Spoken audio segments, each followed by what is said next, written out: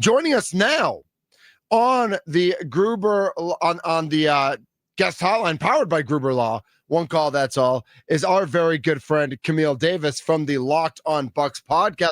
Camille, how are you? I'm so excited. I am so excited. We made it through the offseason. Bucks basketball is here. I'm geeked. I'm in a great mood today. As you should be. Yeah, give us our starting five. You're Eric Jensen. You're at Fiserv Forum. I don't even know if Eric still does it or not. I think he does. Who's our starting five tonight, Camille? Thinking that's going to be the crew we saw in the preseason. Kevin Porter Jr. starting at point guard next to Gary Trent Jr., AJ Green, Giannis Antetokounmpo, and Miles Turner. I think that's the five you see start tonight at Fiserv. So 3-guard lineup essentially, and then of course Giannis and Miles Turner at center. A lot has been talked about this offseason about pace, yes. and whether it's after misses or makes.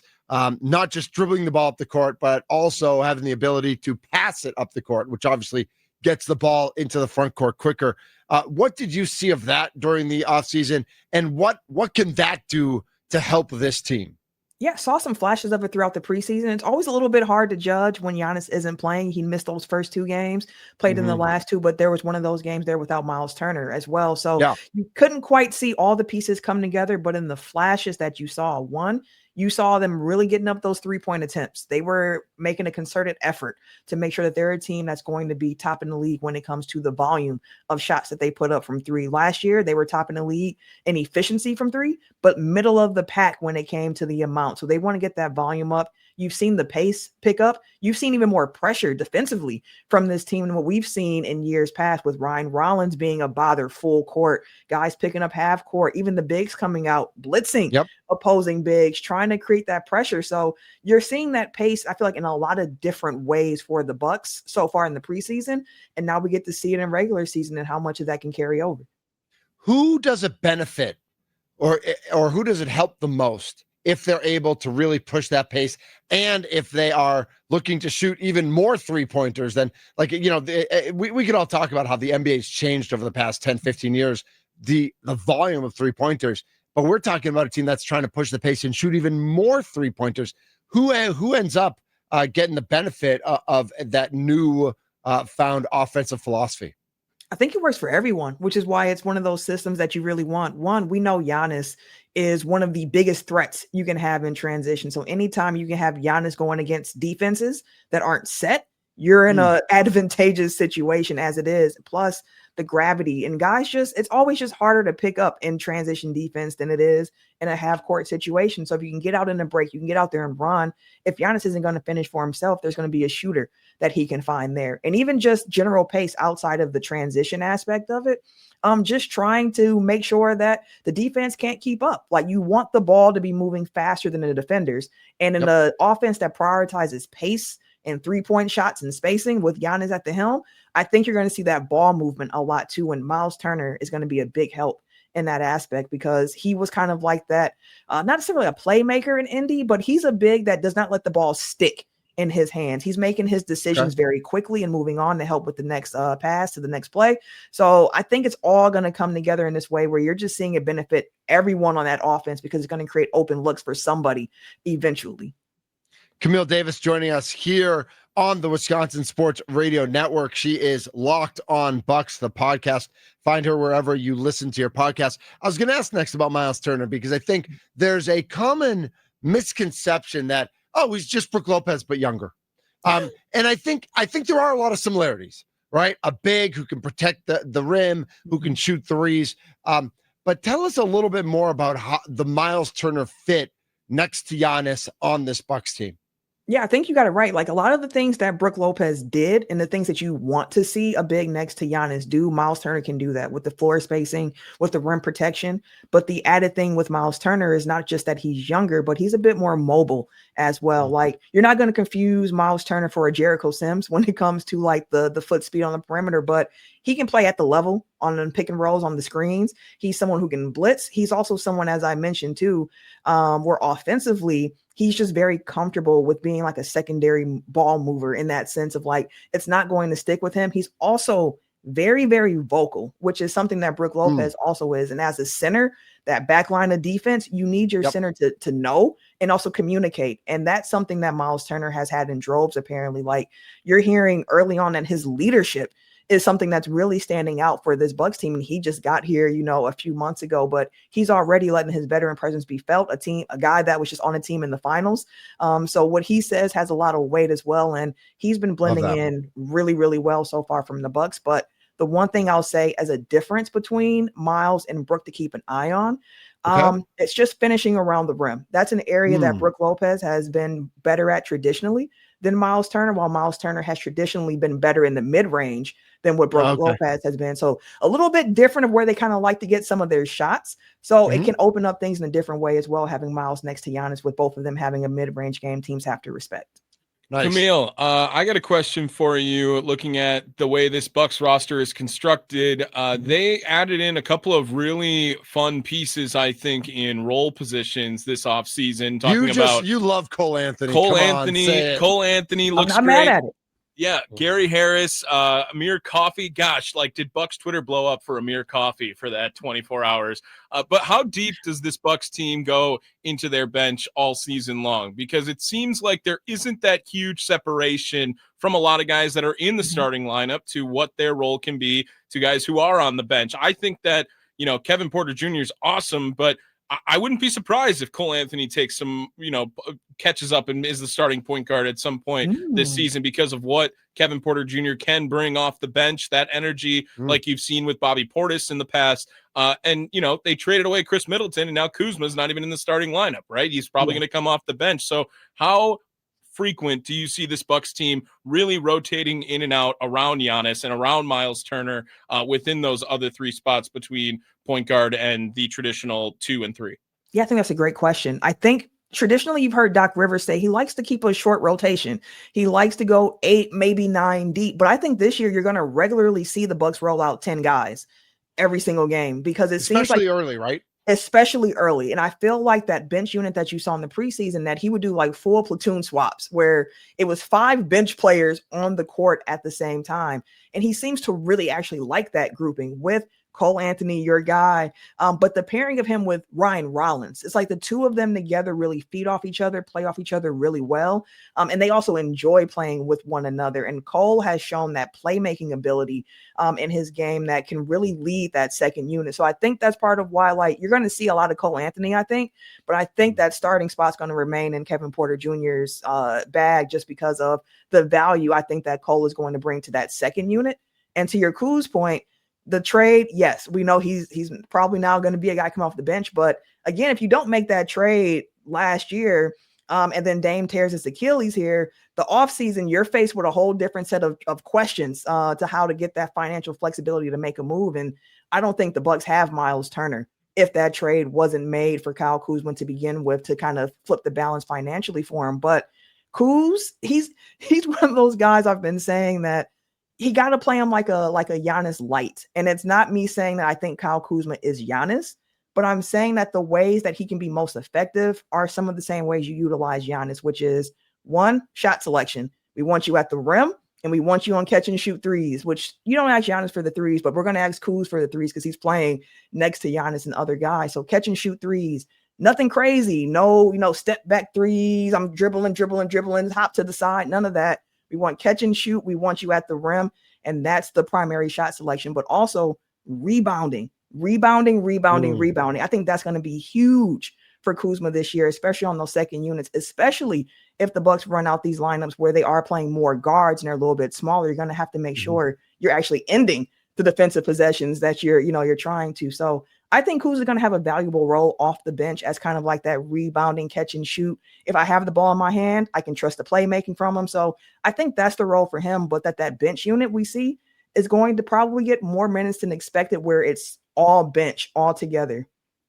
Camille Davis, Locked On Bucks. Follow her on Twitter at Camille Monet. And then now compare this lineup to the rest of the East, Camille. The West is absolutely stacked. We saw it kick off yesterday with an amazing Rockets Thunder game and then Lakers Warriors. I don't know if this Bucks team should be necessarily in that top tier of NBA team, but as far as the East goes, it's like Cleveland and who else, right? I mean, I don't think that the way this roster is constructed right now, if it is truly Giannis is at the point guard and everyone's knocking down their shots around him after that, playing that spacing offense, like this isn't crazy to me to think that this is a top 4 team in the East in my eyes, Camille. Yeah, I agree with you on that one. I think sometimes we overcomplicate things, but the basic math of Giannis plus shooters equals success. And that's what the Bucks have really tried to do this year again in crafting this team around him as that singular superstar. And when you look around the East, if I tiered off the East, which I've done these exercises, like how do I tier off the East? The championship tier, Cavs and Knicks. And honestly, the more time that goes on, I'm starting to have more questions about the Knicks this season and this coaching change to Mike Brown, plus some health things going on. Could that have been the most boring coaching change in the history of coaches? Like, way to tell me that you don't understand the modern day NBA by going back to Mike Brown. Adrian Griffin says hold his beer, probably. Adrian Griffin won basketball games at least. He did. And Mike Brown won a few when he was down there in Sacramento before things kind of snowballed in the wrong direction. But I think it might actually take them a little bit longer than expected to kind of click under the new coaching. But based on what they did last year, I'll give the Knicks some reverence of respect of like, hey, you guys made it pretty far. You're returning a lot of the same players. Love the Clarkson pickup on the bench. Love Yabusele picked up on the bench. So like they have some things in New York where it's like, I get it. So Cleveland, New York, but then that next tier, I think the Bucks are in that tier with with Orlando, with Detroit, with Magic, with us. Like it's those 4 teams, Hawks, Bucks, Magic, and Pistons, where I'm like, these 4 teams, they all have questions, though. They all have questions, right? Exactly. So it's like if you put any of those 4 teams in whatever order you think they'll finish in the East, I wouldn't argue with it because I think that is the next 4 teams right there. So personally, I think the Bucks are going to finish with the 4 seed, maybe 3 if things go really well for them in the East this year. I just think it's set up. Like I trust in Giannis too much to think any lower of them than maybe a 5 seed, 6 seed if things go wrong. Are the Knicks like a top 5 team in the West even? Who? Probably not.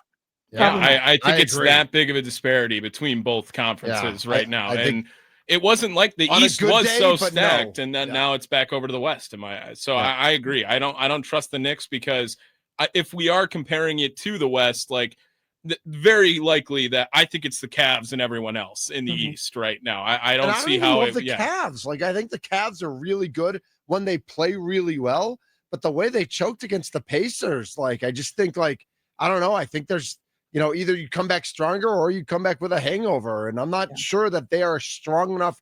Like with players who have experience winning, I'm not sure that they are able to come. Like I talent wise, they're really good, but I don't trust the Cavs to get it done. Like, I don't know. I just don't. You mentioned that, trusting Giannis and figuring out where that goes. As a fan, if I'm watching the first couple weeks of the Bucks, what am I watching for specifically that I know Giannis is happy or taking care of or feeling the vibe or things are going the Giannis way that he's going to want to stay in Milwaukee this season? Like what am I, what is it? Body language? Is it wins and losses? Is it number of shots? Is it shooting percentage on open threes by teammates? Is it 50 count Chick-fil-A nuggets? Like, what am I looking for? I think it's process over results to a degree. Is the way that I'll say it, because there are going to be some games where you're running the right action, you're taking the right shot, and it's just not going to fall. And you can't get discouraged at the process because the process was right. That was the right shot to take. Maybe it's just a cold night for AJ Green or Gary Trent Jr., but you trust in the work of what they've done before that. That's not going to be a everyday occurrence. So process over results to a certain degree, I think, is one thing for the offense. But Giannis is somebody whose body language always speaks very, very clear. You can tell when he's having fun on the court. You can see it in how he's reacting when he starts getting kind of playful on the court, interacting with teammates. But I'll say this: it's going to be one of those seasons too where we don't want to see them get off to a start how they did last year, which was 2-8. You don't want to see that. You do want to see them stack some wins, especially against teams that they are quote unquote expected to beat. Like, although today is going to be an emotional return for Chris Middleton, the Wizards are a team that the Bucks are expected to beat. So Potawatomi Sportsbook, it's a 10-point. Bucks are favored by 10. That's a lot of points in an NBA game, but that's how much better the Bucks are than the Wizards. Like, the Wizards are still stink. I'll say this: the Wizards are going to be one of my league pass teams, not only for Chris Middleton. Really? I do like some of the young players that they have over there, and I'm just curious to see how they continue to develop, because the Wizards are trying to figure out who their franchise guy is. They have a bunch of guys who are trying, are young, first, second, third year guys, and they're trying to figure it all out. So I think that they will be fun. I think they're going to be scrappy. And I think this is actually a really good opening opponent for a Bucks team that wants to increase their pace. What better way to test that than playing against a bunch of young dudes who also want to push the pace on their end? It is all young dudes. I'm looking at their roster right now. All young, except for CJ and Chris. CJ, right. CJ McCollum, who obviously was Dame's teammate for so many years in Portland, spent the last couple of years in New Orleans. He's 34. Chris is 34. Anthony Gill, who's a backup, who's not going to play, is 33. Nobody else. I mean, Marvin Bagley is then 26. Yeah. Again, everybody else is 24 or younger. Like, it is a crazy young roster. And of course, we're going to keep our eyes on AJ Johnson, right? We want to see what ends up happening there. Like, he got playing time last year, but I don't know that necessarily means he's a good player. Like, lots of players stat on bad teams. We've seen that over the years. Yeah. Is he somebody you're keeping an eye on? Oh yeah, absolutely. Just to see what he becomes, because now with the Tyler Smith wave, the 2024 draft class of the Bucks has come to a close already. Like, they're both gone. The 2023 draft class gone, with Chris Livingston being waived. So AJ Johnson is definitely someone I'm going to keep an eye on, but I'm also curious how the competition is going to stack up for him, because he's a guard amongst a lot of other young guards on that roster. So he's still in the fight for playing time to a degree. Do you have a predicted record for our Milwaukee Bucks? And I don't know if you want to give that, or do you want to hear what Potawatomi Sportsbook has for their over-under first? Let me hear the over-under first. The over-under right now at the Potawatomi Sportsbook is 43.5. I'm taking the over on that.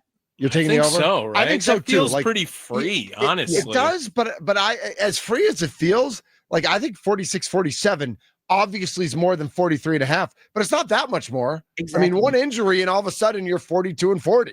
Right? Yeah, and this is all predicated on Giannis being healthy for most of the year, because all of that we talked about doesn't work without Giannis there. Like, this is a team that Giannis is built to maximize, and guys that are built to maximize what Giannis can do as well.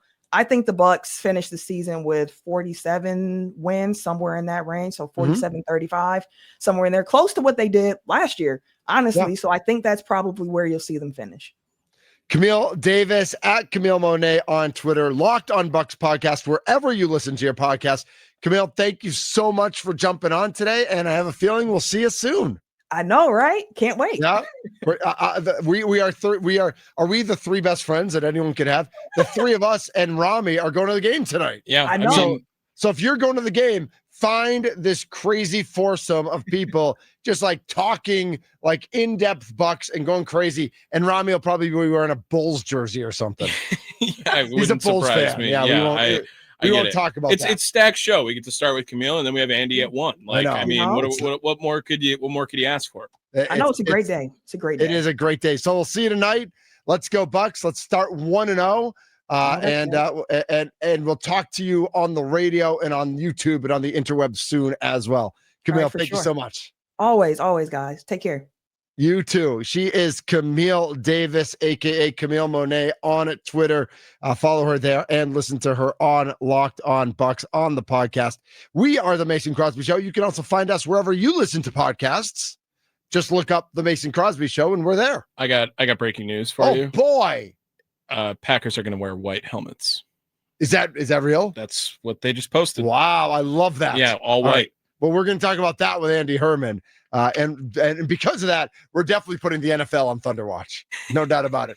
For just having the idiotic idea that two teams could wear yellow helmets. Yeah, like, you just can't do that. No. Exact same helmet. Like, That's like anti-football. That's not how football works. Camille Davis is awesome. Thank you to her joining us on the guest hotline powered by Gruber Law. One call. That's all. We'll talk a little more Bucks when we come back and then jump right into Andy Herman at the top of the 1 o'clock hour. This is the Masonless Mason Crosby show with Mitch Thunder Nellis and Tommy, the Kmart model Wirtz. We are presented by Verizon. We just introduced you as the Kmart model to a whole new audience. I know. Like people, there will be more nicknames coming. People in Superior, Wisconsin are like, what do you mean Kmart model? Is Tommy? Wow, can I Google Tommy? Is he really a Kmart model? No, but he should be. This is the Mason Crosby Show.